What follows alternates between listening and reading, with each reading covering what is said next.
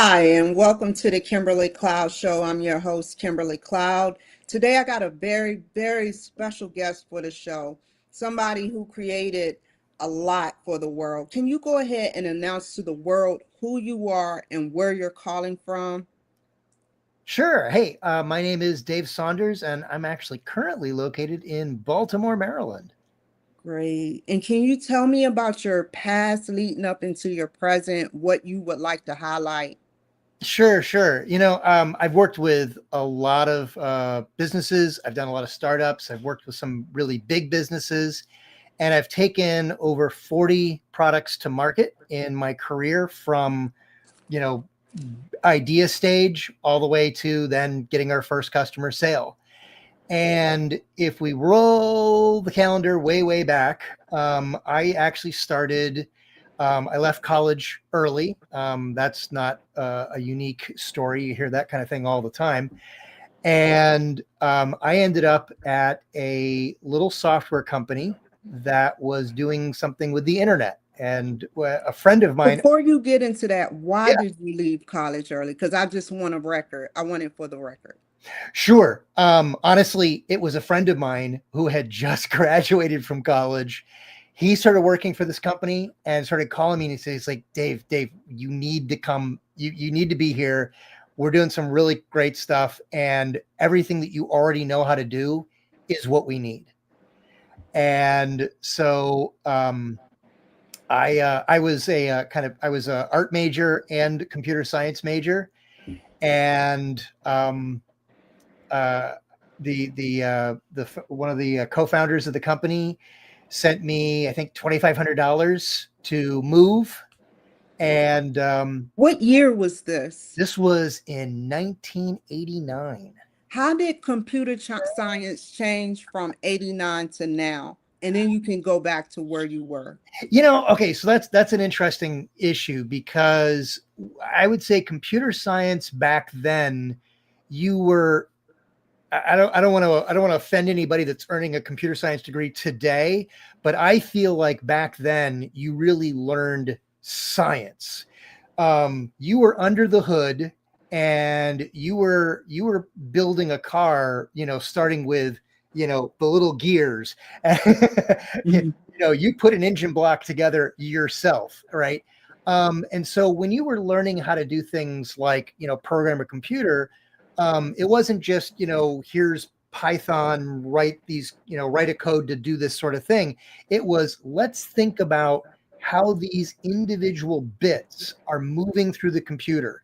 And in some cases, Don't we have bits like when we talk per how we talk? oh, sure, you still do. All of that is still there. But when you think about a language like Python, you don't care anymore. And I think that's really cool. Most modern programming languages don't require you to really understand what's under the hood to make it work.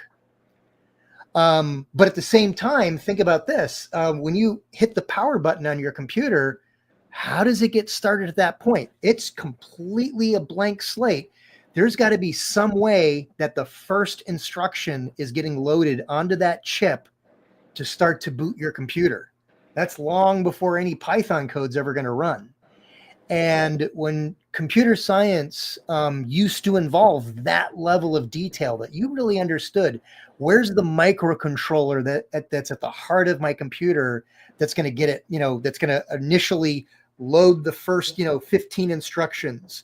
And then that's going to bring up enough of the computer to load like the next, 1,000 bytes of code and that sort of thing. And so you were very intimate with your hardware. You really understood the type of hardware that you're communicating with.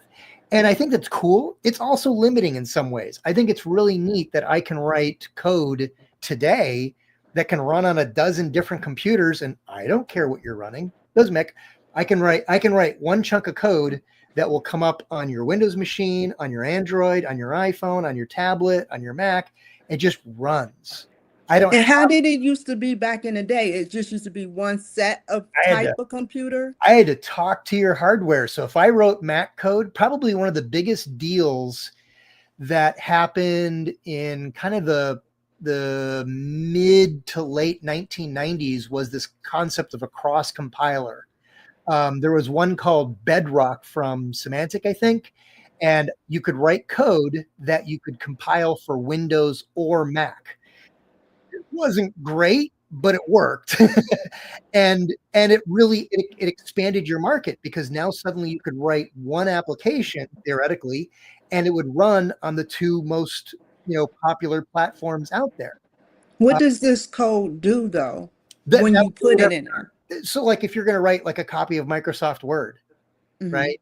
So at one point, well, even before Microsoft Word existed, there used to be the monopoly for word processors was called WordPerfect, and WordPerfect ran on probably 30 different computers. And so we've got like our little, desktop computers, but we're also talking like mainframes, IBM System 36 and DAC mini computers. There were actually versions of WordPerfect for all of those computers.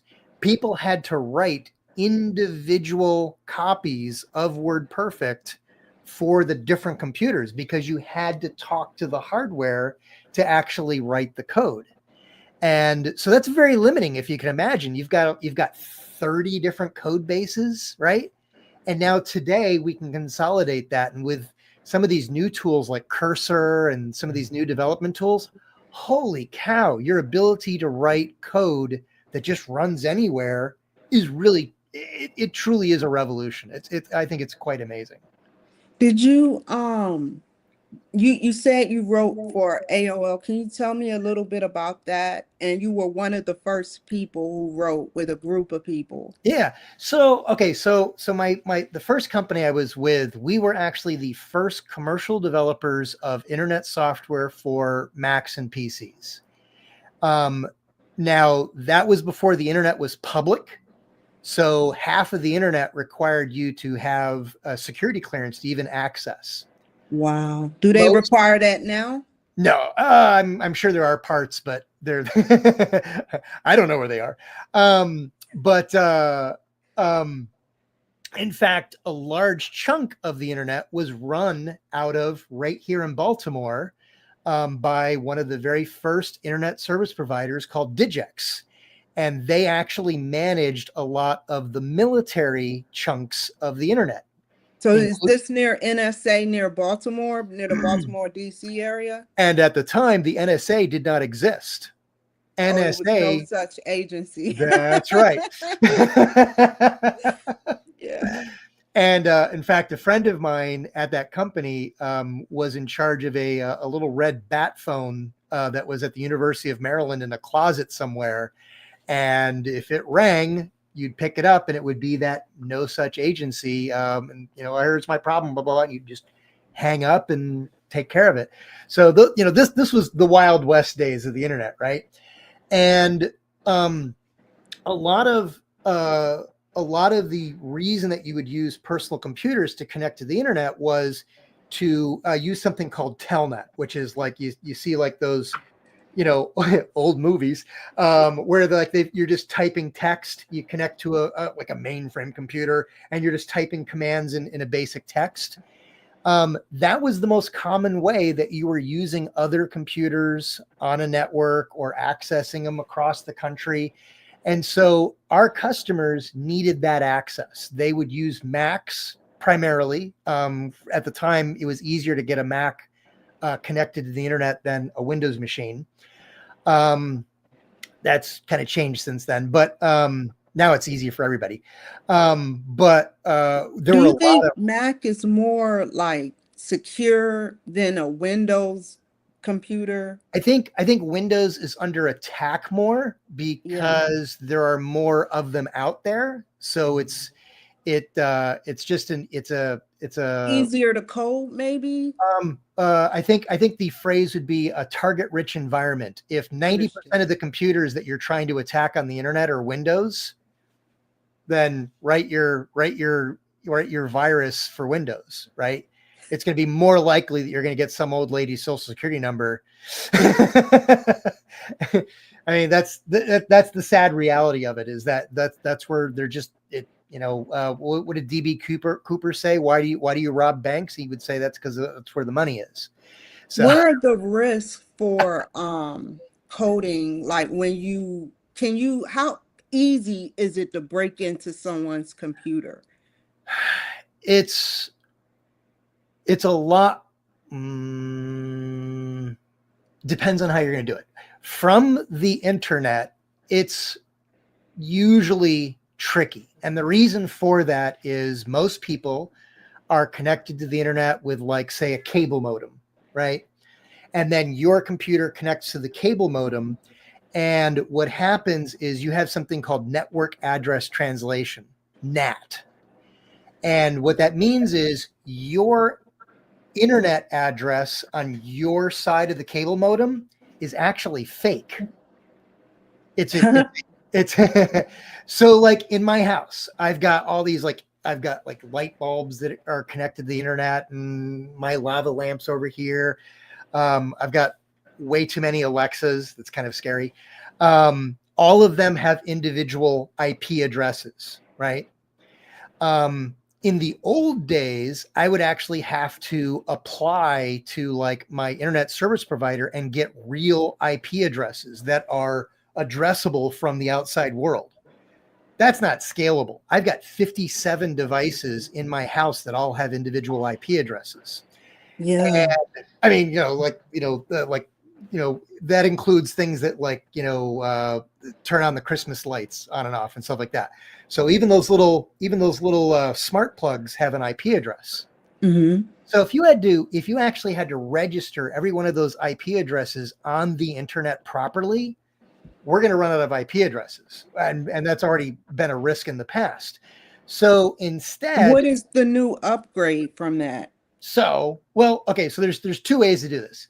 There's a new IP address scheme called IPv6, and that actually has more IP addresses than grains of sand on the planet. So we'll never run out of IP addresses. But the easier way is this invention called NAT, Network Address Translation.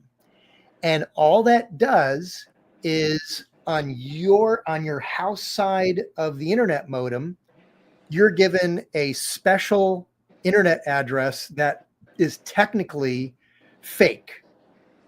And by fake, I mean, like, if you were on somewhere else on the internet and you typed that IP address, it can never reach you, because it's a fake phantom address. Okay. So when you try to connect through your computer modem to the rest of the internet, your modem does have a real IP address. And so your computer connects to the modem, and it does network address translation. It temporarily tweaks your address to make it look like it's the modem. But basically, so every one of your devices at your house all has what looks like to the outside world one IP address. Yes. Now, to a hacker, that means that all of the devices at your house, who knows which one is which, right? Because you can't address them directly. And this is IPv6? That's just NAT, Network Address Translation. Yeah. Okay. And so NAT really takes, there are still ways around it for you can put malware onto, your internet toaster or whatever. But it's on your side of the network. And so it could potentially, like, start snooping around and, get passwords and things like that. So there are still issues, but it's a lot better than it could have been. If it wasn't, the funny thing is the guy who invented NAT is a friend of mine. And, when he first proposed it at the Internet Standards Group, I actually yelled at him in front of a bunch of people. I said it was a really bad idea. I said this is going to make everybody on the internet completely lazy. We're going to lose track of our IP addresses. We're going to lose all discipline for network security. And I actually saw him a couple of years ago, and he goes, Dave, how's your internet configured? And I go, yes, I'm using NAT. I know. Yeah, that he is goes, so he goes, cool. he goes, it works, doesn't it? and that's really the cool thing about it, is that it just works. It's completely transparent, and it makes it super easy for you. I said, at one point in the past, you would have actually had to go to your ISP and pay for all those individual IP addresses if you had multiple devices at your house. I used to have that. And this was in the mid 90s.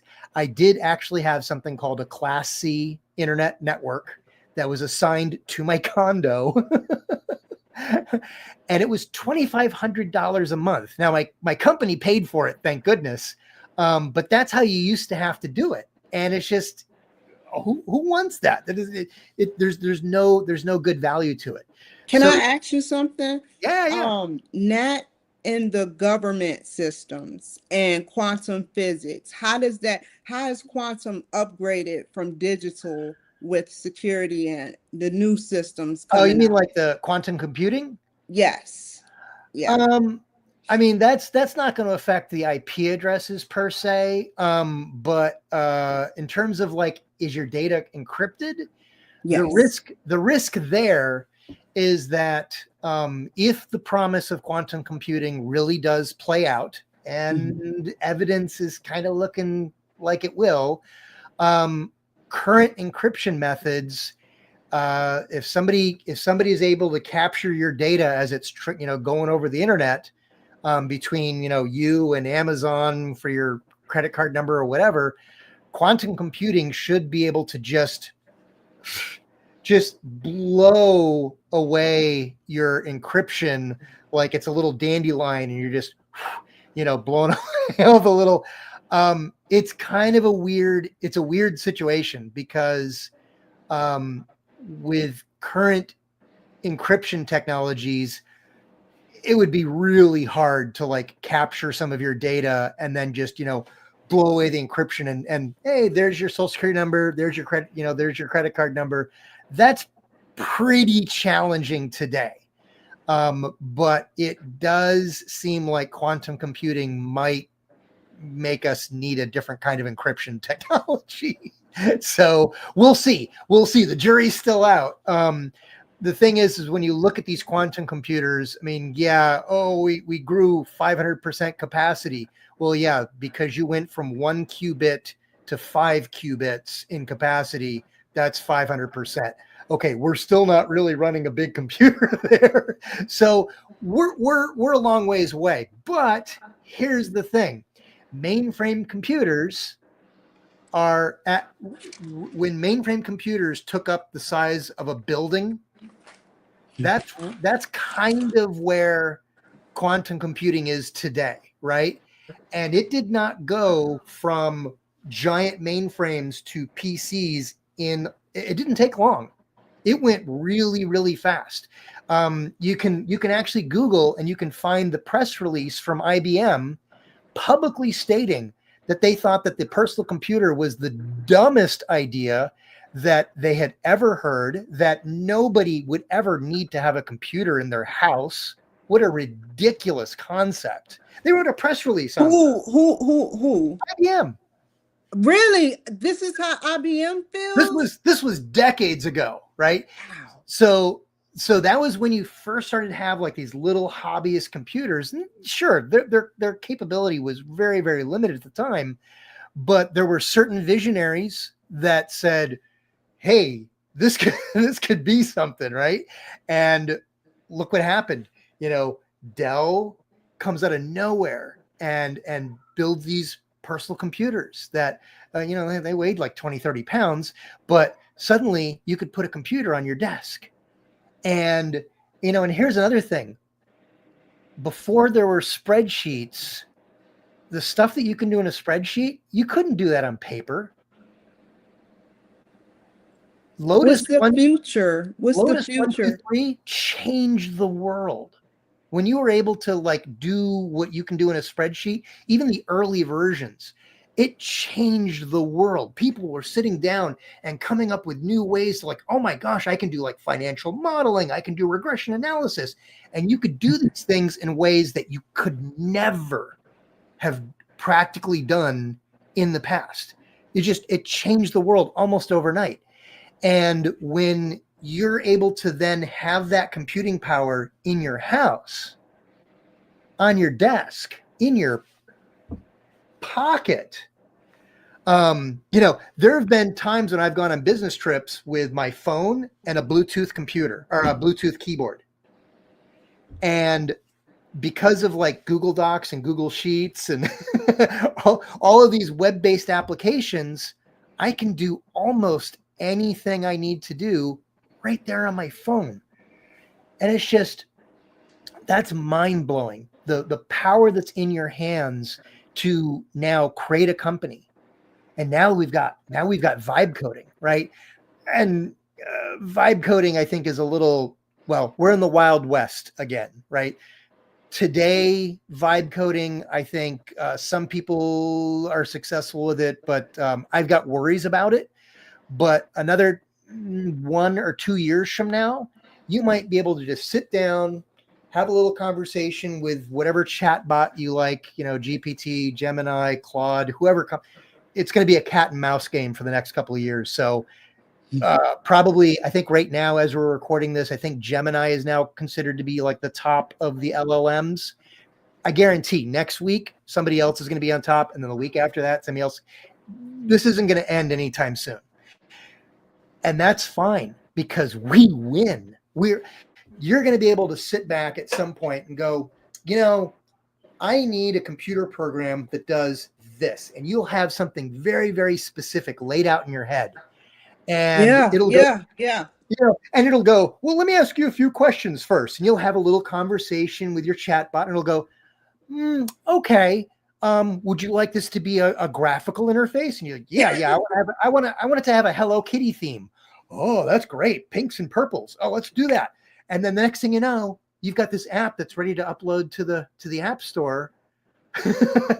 And anybody will be able to do that. We were talking about computer science earlier.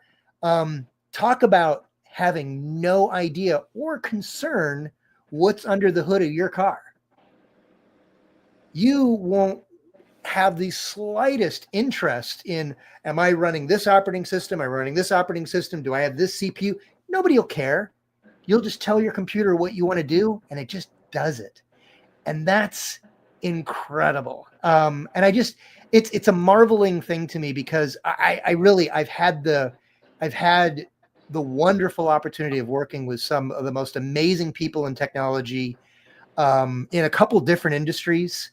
And every time I think I've seen it all, we get a new technology advance. And I'm just like, really? Wow. One of the fields that I've been working in lately is I co-founded a surgical robotics company. I got FDA clearance for it 2 years ago. And I had the pleasure of working on it with Johns Hopkins University, which is the home of the father of surgical robotics, this guy by the name of Professor Taylor. Basically, all surgical robots that exist, one way or another, all those roads lead back to his original inventions in the field of surgical robotics decades ago. And same as Nikola Tesla, right? I know, right? Dr. Taylor is just an incredible visionary, and he works with dozens of professors and hundreds of students, all continuing to develop just the field of surgical and medical robotics. And the things that I see there blow my mind. And that's just one little tiny field. What do you see? Oh, I mean, just give you an example. If you ever needed middle ear surgery, we're going all over the place today. Here we go. If you ever needed like middle ear surgery, like say you're deaf and you need a cochlear implant, or there are other kinds of diseases where they need to actually get into your ear to work. Well, the first part of that surgery is they actually have to drill right here behind your ear through 1.5 inches of bone, because they kind of go diagonally. It's called the mastoid. It's the hardest bone in the human body. Wow. And inside of the bone, there are 2 facial nerves. You can't see them.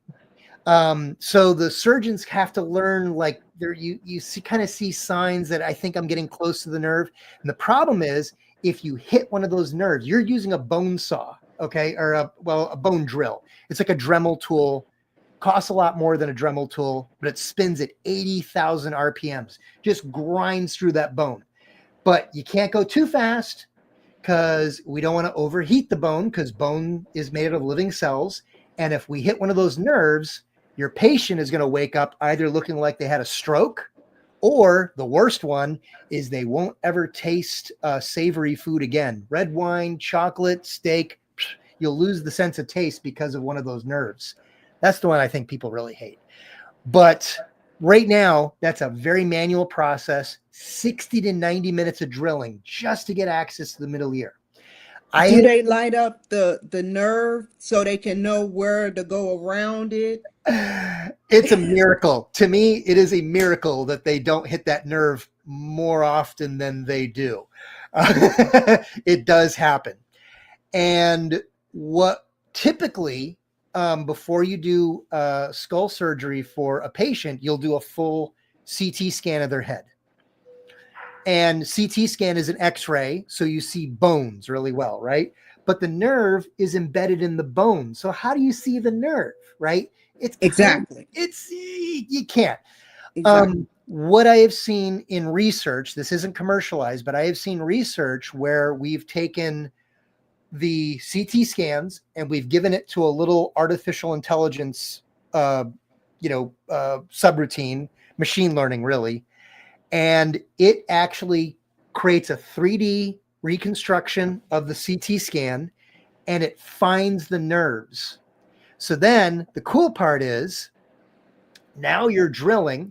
You can see when you're drilling, you usually look through a surgical microscope. So you've got like these little, things up against your eyes. And the surgical microscopes are digital, which means that with a computer, I could inject extra image data to the surgical microscope, and I can give you augmented reality.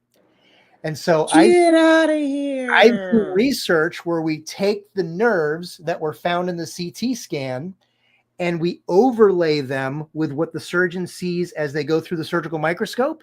So that way you have X-ray vision and you can see those nerves, and you can more safely do the drilling to get access to the patient's middle ear. Now, this is something that probably we'll see, maybe it might be a few more years before we see this commercially, but this is the kind of technology that's available. And here's the funny part, at least it's funny to me.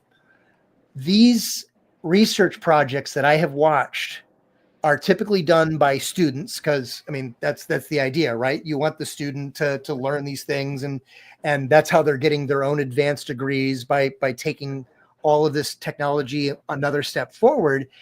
And these students are doing these things, X-ray vision with a CT scan into a patient's bones, and they're doing it on laptops that like their parents gave them when they were like freshmen just entering college in their first year. There was one student whose laptop was literally held together with duct tape. And yet it's powerful enough to do this. So imagine what will happen in the future when you've got like the next generation NVIDIA GPU. They're getting smaller now. You stick one of those into a surgical robot. It's got, optics for the surgical microscope portion, and it has all this computing power to make these kinds of calculations and truly give the surgeon superpowers. Yeah. That is amazing. And, when we talk about like starting a business, the crazy thing about this is a lot of this technology gets patented and it goes to the technology transfer office. Like, so MIT, Stanford, really just about University of Maryland, pretty much any university has a technology transfer office where they have taken student research, turned it into patents, and they're now waiting for entrepreneurs to come along and commercialize that technology. I have seen technologies in demo form that would absolutely change the world of healthcare. I mean, we're talking miracle technologies, and they're just sitting on a shelf because there aren't enough entrepreneurs to go around and actually license these technologies and commercialize them. There's so much out there. I agree. So many opportunities. And that's the great thing about having a business, about having a startup, is ideas. If you can't come up with your own idea, you can find ideas. That's the easy part. The real trick is going to then be execution, figuring out how to do what you want to do, how to build that product, how to bring it to market, how to build a team to help you do it. Right. And that's really the true challenge. And it's the most exciting part. So, if you've got somebody out there that's like, oh man, I want to start my own business, but I have no idea what to do.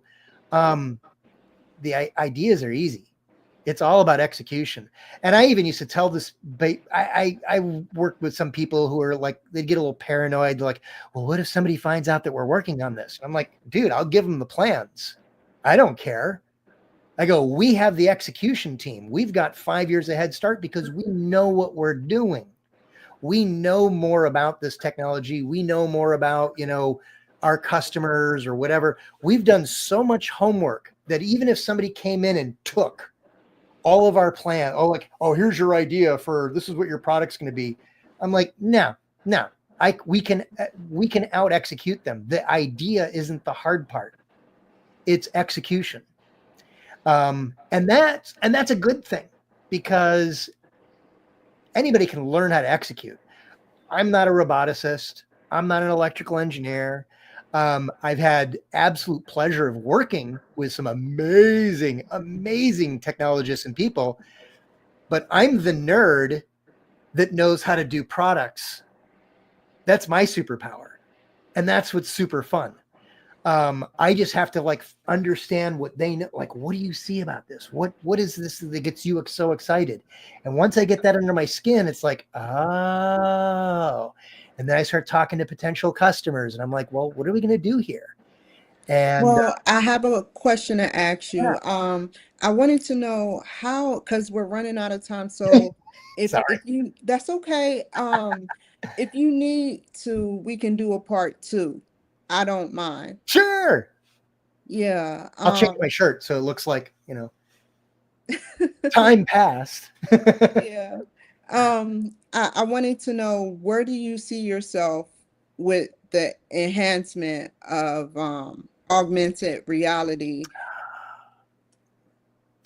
I mean, everything depends on where it gets used. I think in the field where I've been paying attention the most, augmented reality, especially in surgery, Mhm. is incredible, because a lot of surgeries.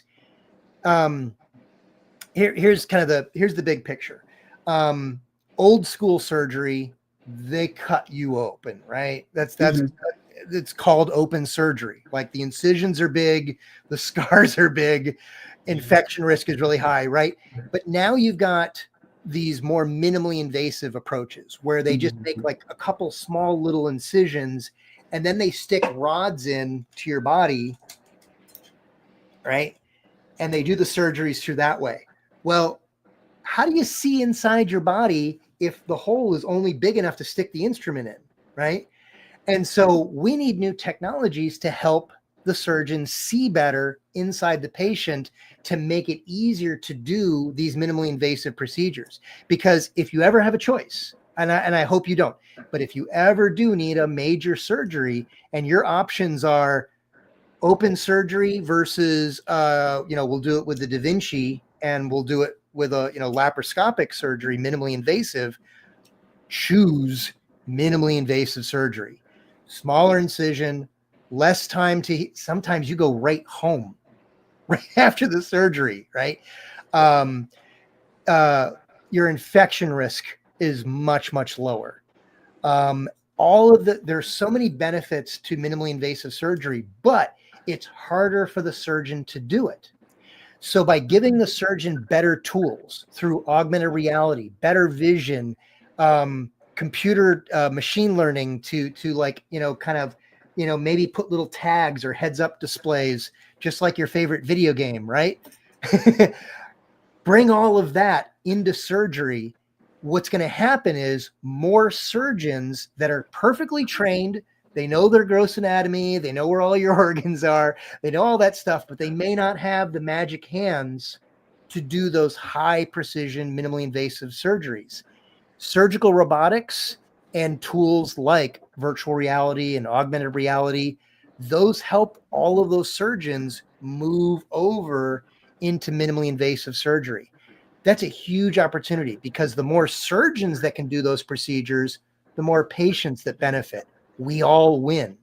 And that's a big, big benefit. And I think you're going to see a lot of opportunities there as well.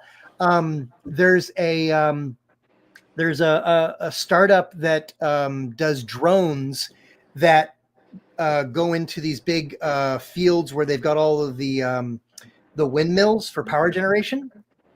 And the drones automatically go from one to another and inspect them and fly across the blades and just make sure there's no cracks and do all that inspection. All of that is done while a person is safely sitting on the ground, looking at a video screen, verifying the results.